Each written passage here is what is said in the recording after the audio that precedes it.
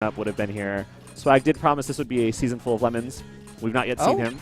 Fun. So, Swag, where are you?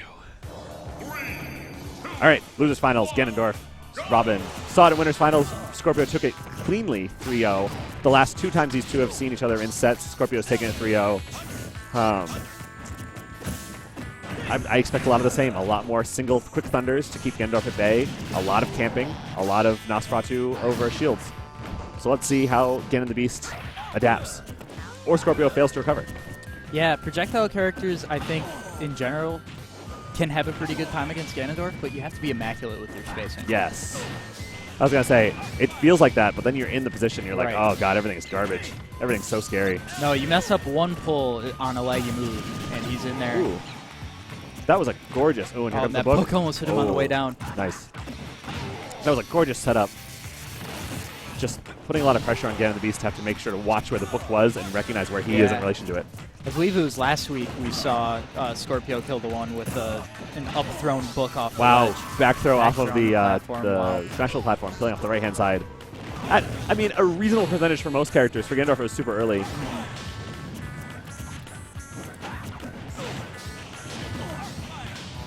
Ooh, rolling through the Arcfire. Skorpio not ready for it with an easy punish. Arcfire beating out with his foot. I'm here for it. I am here for that. I wonder if that depends on how many bursts are left in the Arcfire. Oh, interesting. Maybe. It only needs one, I think. I mean, it's not a move that's it doesn't have any special defense or armor. It just happens to go through a lot of projectiles. It flanks with a lot of projectiles. Hard angle to recover from, and yeah, tries to go for platform. Platform says nah, bye, and that's that. Bye.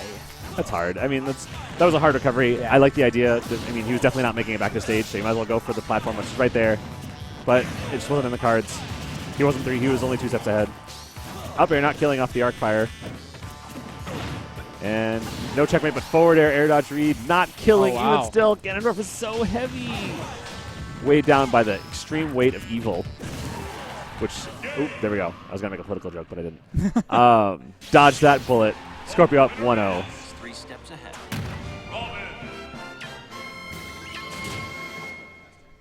3 steps ahead. So 2 cool. steps ahead. It's fine. It's fine. I'm going to adjust their player cam real quick because they are washed out. They are ghosts. Welcome to Minnesota. Oh, I mean, fair point, fair point, fair point. Battlefield again.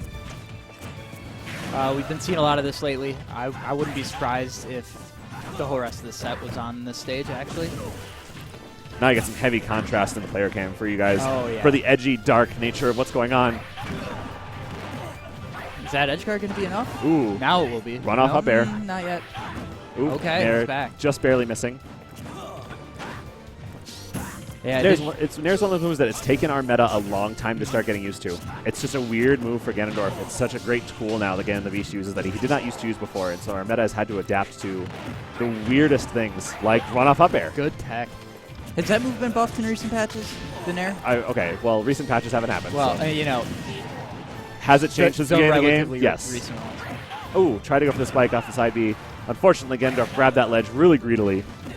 Not like a melee. Foot clanking with those Elwyn bursts is really interesting. Yep, and there we go. Up air off this tech in place. There wasn't really a great option for the one there outside of maybe missing the tech on purpose and then trying immediately to buffer an option, but that might not even work either. An excellent coverage overall. And the Gimp, because he also ran out of Elwind. Yeah, and that book that was almost the gimped the one. The Elwind book almost took the wind out of his friggin' throat. That wasn't very good. I tried.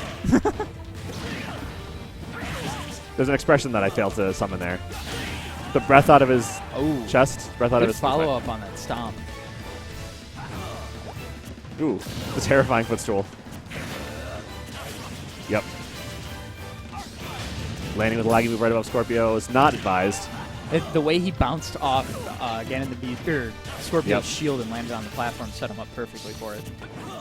So now what Skorpio is trying to do is condition Ganon the Beast to realizing that being above him on a platform is dangerous, and so he'll always try and... The goal is that he's conditioning to always try and land and to get on the lower platform.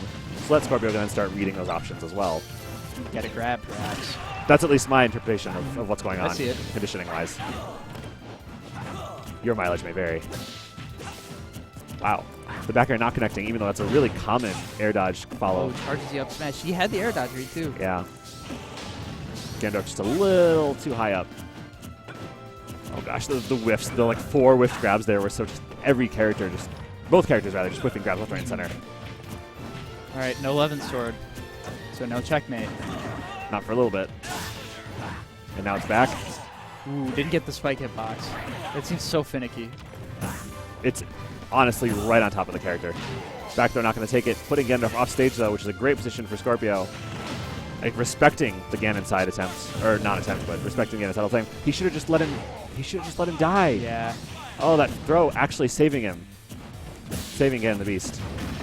And now will Skorpio suffer for it? Oh, he Yep, went for he it will. all. He went for it all. We could have had it all rolling in the deep, but we didn't. That's how that song by Adele goes. Oh yeah, that one. We could have had it all. Down airing off stage. Shout outs to Down for the Cause. Back airing off stage and dying. At Big House 5. A year and change ago now. So, game 2, the result of Skorpio really... game 3 going on now. After game 2, result of Skorpio flubbing real hard. Yeah, he had it. Real hard. Just stab him. Just dash attack stab him. But he got stuck on arc fire and he grabbed instinctively and he did not need to. Wow. The pivot grab there was really clutch from the one. Okay, sure. Yeah, it makes sense to come to Coliseum FD, FD yeah. Though I don't against Ganondorf. because what this away does the is platforms. it prevents him also from going onto the stage and recovering kind of with the stage. Right. The stage is mostly flat on the side, so there's that little lip where Skorpio could realistically Elwin spike or down air spike. Not that they'll try that again. Forward tilt, Forward damn. tilt. Or just get smarted. That angle. That's fine. I didn't mention, but this is now the first set of the last 3 that is not a 3-0. Oh yeah. So this is a turning point. Skorpio's 3-0'd Ganon the Beast last 2 sets, and oh my gosh. And that'll be it. That'll knock him just far enough. Skorpio adopting the Yeti technique of teching the up B and then fairing. Or that was an air actually. But just knocking Ganondorf far enough away where he can't recover. Yeah, it's so weird that a move that puts him in a stage spike situation actually puts Ganondorf in such a tough spot. Absolutely. I mean, What do you do about that? You're an F tier character. Yeah. That's what you do about that. Oh, an excellent side B up above Skorpio, but did not pan out because Skorpio did a quick enough option to punish it. Oh, the book coming to his both rescue and detriment. And here's where things get dicey. Ooh, the good tech. Oh god, the scary jump together. They were basically parachuting together at that point. They were skydiving, and now Skorpio skydiving to his grave. That F tilt, it's so good. Jeez. Smacks him to the side of Coliseum. A blood stain on the wall. Slides down slowly like a Mortal Kombat fatality. Right. Just heavy trajectory. Such a fast move that hits so hard. You have to imagine now Skorpio is going through like Robin's going through the regeneration chamber to come back for game 4 as like a whole human being, as opposed to like, a bunch of shambled body parts on the side of the Coliseum. Splat. Splat. Indeed. And we're back, which is very surprising considering how well TheOne used the stage last game. Yeah, TheOne was still at, 80% on his last stock when that one ended, though? Wasn't a total blowout. That's true. Wow. Wow. Wow, the What a great damage. combo. The conversion here was so clean. Understanding exactly when his moves would end and in what position Ganondorf would end up in. Skorpio did a great job there, converting 50% off of that one neutral break. That was really slick.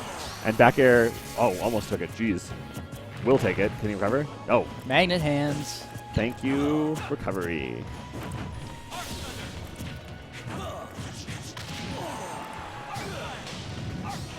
Yeah, and now Skorpio is getting the stage control that I think you would expect him to have on this stage in this matchup. But it's about to be taken away from him when he gets hit right here. Now his recovery is necessarily really low, and that's it. Oh, he made it back. Fine. Back air, going to take it because they both jumped together. Again, Skorpio read the same ledge option there, both of them jumping. And instead of just air dodging scared, Skorpio was like, nah, and he back aired, and that was that. With Nosferatu to kind of clean up the stock. Get up. I'm going to mirror something, parrot rather, something Triple R said at Smash Mac a week and a half ago, saying at this point, like, he hates seeing neutral get up, and it's becoming sort of the hard option, the easy option to punish rather in this game. Even though there's only 2 frames of vulnerability, there's just so much. There's just so many people are practiced on punishing it that is becoming very quickly a very undesirable option. Skorpio showing exactly why, or just getting back aired. He was actually reading. He was reading the neutral get up. He was reading the neutral get up, but did not pan out. In stark contrast to what I just said. Though he was preparing. That's the advanced level mix-up. Yeah, he was preparing to punish the 2-frame. I should clarify, when I say 2-frame there, I do mean the 2 frames of vulnerability after neutral get up before you can input anything. It's not the 2 frames of grabbing the ledge vulnerability, which is a different 2 frames. So vulnerability frames don't depend on percent, though, do they? I don't believe so. Oh, that back air. Wow. Just barely.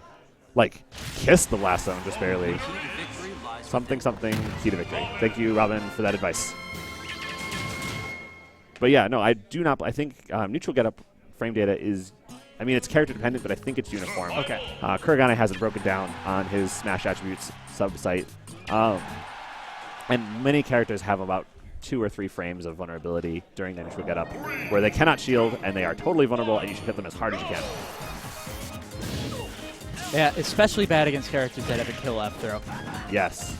And then neutral get up, of course, people tend to shield after doing neutral get up, and so then they're privy to throws.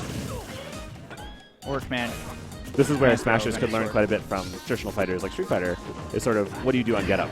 And instead of get up being off the floor in this game, think of get up as off the ledge in this game. Yep.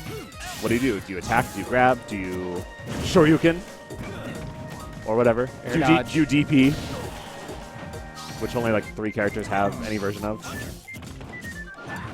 But now, so game 5, Town and City. Pleasant, lovely music. And Skorpio taking early, with 11 sword. Skorpio taking the early lead, but as we know in this state and beyond, Ganondorf does not need that much of a lead, of a deficit to make up and then also just ruin your life with rage. The kind of modified checkmates that Skorpio is going for in this match are very interesting. Yes. Tried to follow it with a double jump there. Recognizing that Ganon the Beast has a good air dodge instinct. Trying to fluster it by throwing out up air at a weird time. Ganondorf definitely not going to be hit by Art Fire anytime soon. With his low ledge hang. That should be death. Oh. Wow, did not cross up the way he thought he was going to. Forward tilt almost killing. Oh my! Oh no! Check. That forward but air. He does not. He air dodges and does not recover himself. Okay. So now, last stock. One of these players is getting 3rd tonight, and this next stock will decide it 32% early off of a double aerial conversion from the one. Oh my gosh! It is it's just so a blowout scary right when now. Ganon is falling at you and just not doing anything. Everything that can come out is terrifying. We're running out of Elwins. Maybe I think there's probably 5 more. Good nose, though. Trying to make back some ground that he lost really tumultuously at the beginning of that stock. Ooh, covering the platform really nicely with that Art Fire. Lead. But eating a knuckle sandwich all the same. Okay. What can Skorpio get off this throw? Nothing. Yeah, Even not the enough vaguest amount of pressure. Get punish on the shield.